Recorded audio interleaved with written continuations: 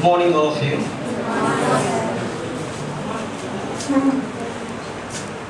So, I'm truly overwhelmed and ecstatic to present myself to all the faculty members of BJM College, principal, students, the organizer and the convener of this seminar. So, whenever we listen to the keynote address, we are very much interested to listen to him because it's a key to unlock the doors of ignorance. Actually, the things which are much more familiar with, the things seem to be quite incomprehensible to fathom, but still, it's our incessant, continuous, perpetual work that makes the things successful.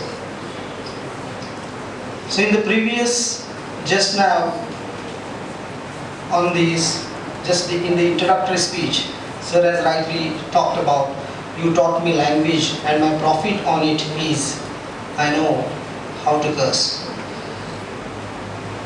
This is a symbolic manifestation of the seminar, which makes us realize how we use things. Things are the same. It is beneficial, it's harmful also.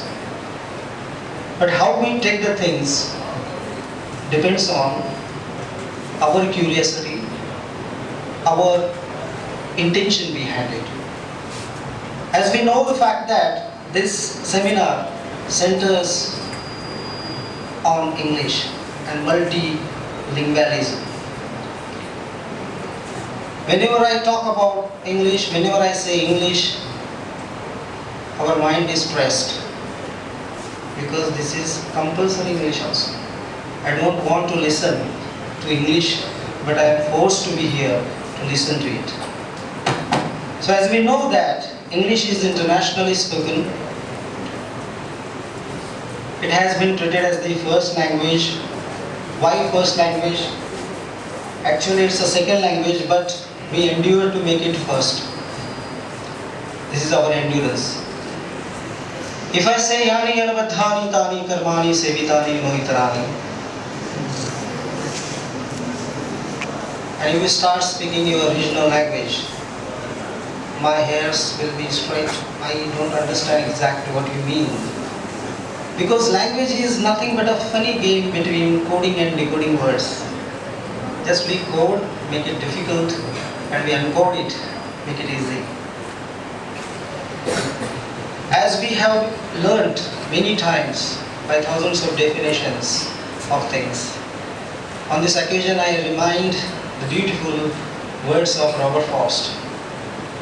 Woods are lovely, dark and deep, but I have promises to keep and miles to go before I sleep and miles to go before I sleep.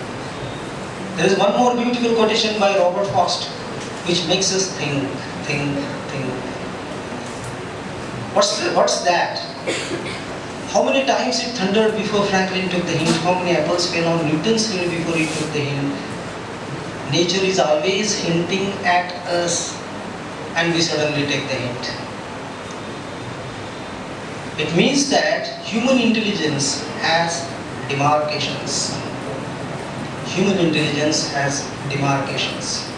So here, the point is of the acquisition of language. It's very important to understand what exactly language means.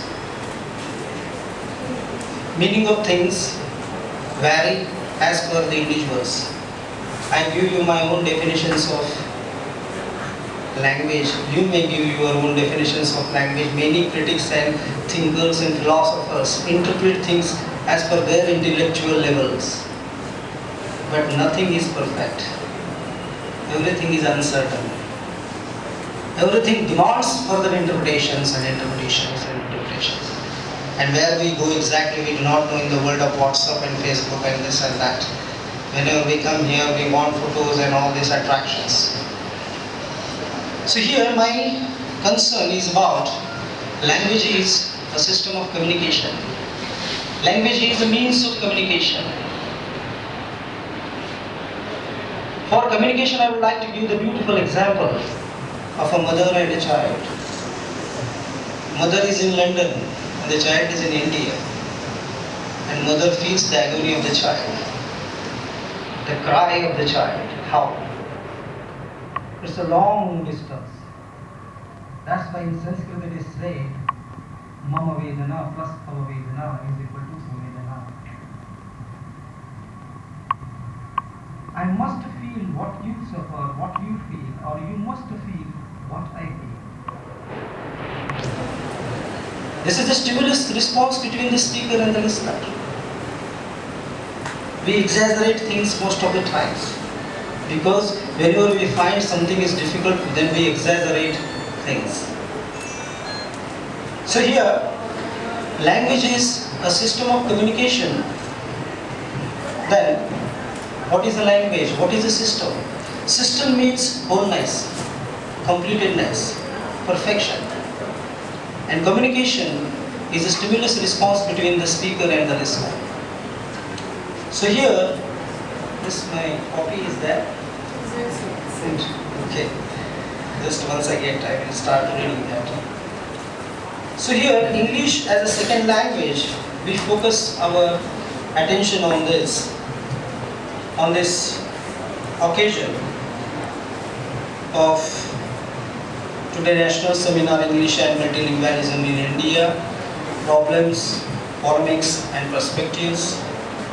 It is organized by Department of English, BGM Government College, Kollam, sponsored by Director of Collegiate Education, Government of Kerala. So here is my keynote address. I would like to read out things because it may take so much of time if I interpret each and everything, and due to time constraint, so we will not finish in time. So I am extremely happy to present my keynote address in the precious presence of the principal, the coordinator, and the IQC coordinator and convener and organizer of the seminar. English language introduced in India with the interfering of the British. English in India might have been a foreign language, but lately it has acquired a distinctive identity. There has been a different change in the approach of Indian and Western people towards Indian English. This is the world of globalization. There has also been a sense of English language, not just a language of the USA or the UK. Prior to 1947, it was the language politically imposed on Indian minds. After independence, however, it was comprehended that English had much deeper roots in India than in the British Raj. Currently, the anti-English essence or English hatred is seen weakened as the language is supposed to be the language of hope and advancement. Indians seem to witness or experience benefits of having more competencies in English than before.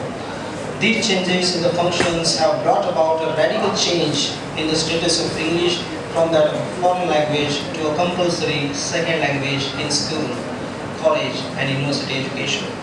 I quote Mahatma Gandhi, I am not anti-English, I am not anti-British, I am not anti any government, but I am anti-untruth, anti-humbug and anti-injustice. Unquote.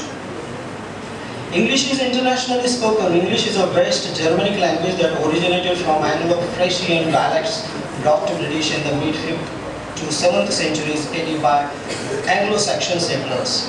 After the Norman conquest in 1066, Old English was replaced for a time by Anglo-Norman as the language of the upper classes. Thomas Babington Macaulay was the one who started English education in India. English Education Act was passed in 1835. 0.02% Indians spoke English as their first language. Almost 83 million Indians reported English as their second language. 46 million reported it is their third language. The study made English the second most spoken English in India. After Indian independence in 1947, Hindi was declared the first official language, and attempts were made to declare Hindi the sole national language of India. Due to the protests from Tamil Nadu and other non-Hindi speaking states, it was decided to temporarily retain English for official purposes until at least 1965. Almost 425 million people speak Hindi as a first language, and although only 12% of Hindi natives are multilingual, about 120 million people in India speak it as a second language. I quote, "The term ESL, English as a second language, indicates the usage of English in a non-native area. And the term TESL, teaching of English as a second language, can be more clearly defined as a teacher-centered term in which the curriculum is designed to train the pupils whose native language is not English or who are not adept in this particular language or who cannot fluently speak, write or read English."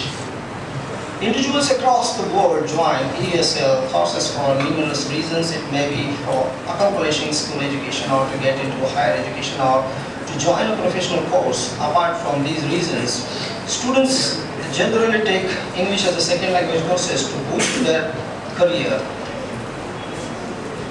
In a nutshell, the primary purpose of English as a second language course is to make an individual proficient in the use of English language. Unquote. In India, all the universities and government employments made English mandatory, as inculcated in our minds by the ruling elite. Subsequently, a person's socio-economic status in Indian society is almost ascertained with his fluency in English.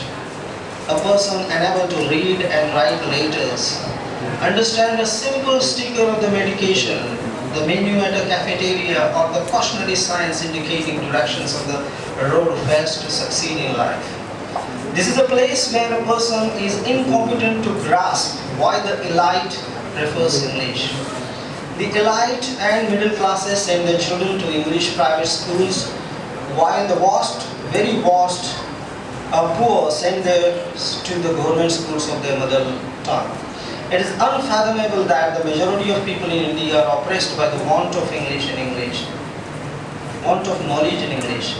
By not having medical instructions, food ingredient labels, nutritional information, government forms, access to the courts and politicians, street signs, or even movie tickets in their mother tongue, they are humiliated in most inequitable manners in India. Especially such situations seem to be much more terrible and horrible in the towns, rural, hilly and tribal areas.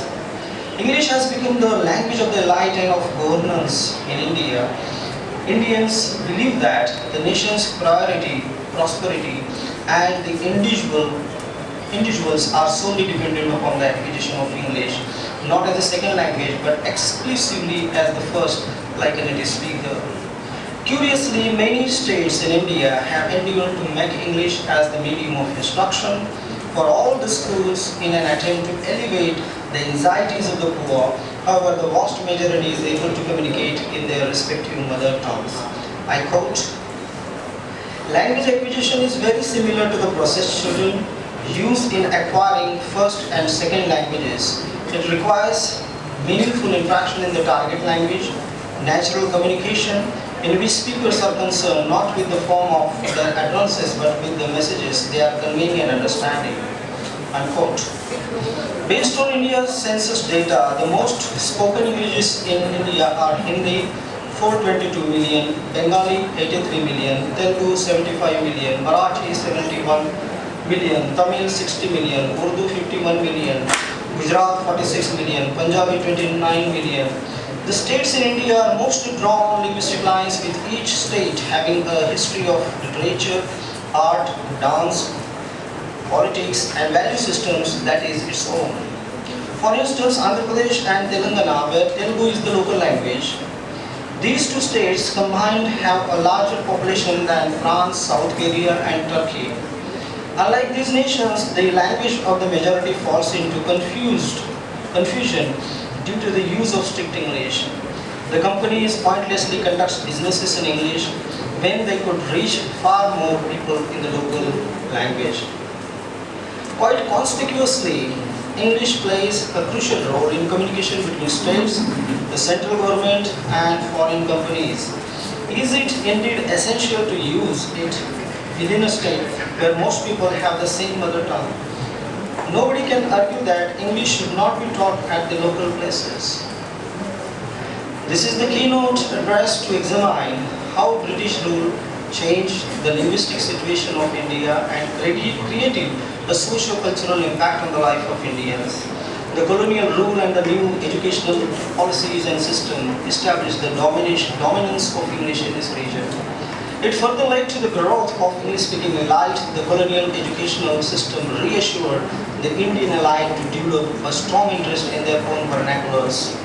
As a result of this, English-educated intellectuals began to advocate reformation and standardization of vernacular languages and spent so much of time and energy to develop vernacular literature, which is principally based on the British notion of language and literature. The development left a momentous impact on the debates over language policy among the Indian elite during the nationalist movement and ever after independence. English is the second language in India because it serves two purposes. First of all, it offers a linguistic tool for the administrative cohesiveness of the nation. It takes people speak different languages to remain united. Secondly, it serves as a language of broader communication which includes a large variety of different people covering a vast area. 8% of population of India speaks Bengali, which makes it the second most widely spoken language after Hindi with around 83 million speakers. Bengali has its roots in the Indo-Aryan Eastern Civilization languages and will be found in the eastern states of West Bengal, Jharkhand, Assam and Tripura. As per the Article 343 of the Constitution of India, India's official languages shall be Standard Hindi, the dialect known as Khadi Boli, written in Devanagari script, and English. So we end up having a total of 22 official languages today excluding English. However, India does not have a national language. The Constitution has a bilingual approach for the title of national language. Versus English, which the government adopted to be international at world level, is used in the majority of Indian government offices. The others Hindi is spoken as the second or first language in most of India. In 2015, out of the total 195 countries in the world, 67 nations have English as a primary language of official status. Plus, there are also 27 countries where English is spoken as the secondary official language. UNESCO in 2010 declared Bengali as the sweetest language in the world. Spanish and Dutch took the second and third position respectively. As it happens as a coincidence that ever the most delicious foods originate from Bengal. The accents of British English are used in India. British accent has been rated as the most striking English accent in the world. According to a new survey by the CEO World magazine, Indians who go to USA seldom have struggle in communicating with Americans because most of them speak fluent English and have also received their education in English. However, Indians speak British English, but there are many differences between British English and American English, which may cause many problems. The acquisition of English seems to be less challenging work rather than the acquisition of Mandarin, Japanese, Russian and Finnish. Expressive English increases your chances of getting a good job in a multinational company wherein your home country or for finding work abroad. It's also the language of international communication, the media and the internet, so learning English is insignificant for socializing and entertaining as well as work. According to 2011 census, 129 million Indians spoke English. 0.2% Indians spoke English as their first language. Basically, we can divide up countries according to whether they have English as a native language, English as a second language, or English as a foreign language. There is a total of 75 territories where English has a special place in India, in society. The richest language in India, Hindi is the most spoken language in India. Hindi 52.83 crores speakers, Bengali 9.72 crores, Marathi 8.30 crores, Telugu 8.11 crores, Tamil 6.90 crores, Gujarati 5.55 crores, Urdu 5.07 crores, Kannada 4.37 crores. The first most spoken languages in India by number of speakers are Hindi 551 million speakers, English 125 million speakers, Bengali 91 million speakers, Telugu 84 million speakers, Marathi 84 million, Tamil 67 million speakers, Urdu 59 million speakers, Kannada 51 million speakers. The world's best accent is British, that is 27%, American 8.7%, Irish 8.1%, Australian 8%, French 7.7%, Italian 6%, Spanish 4.9%, Scottish 4.7%. The Constitution recognizes 21 other languages. Either many people speak those languages or they have been recognized to be valid.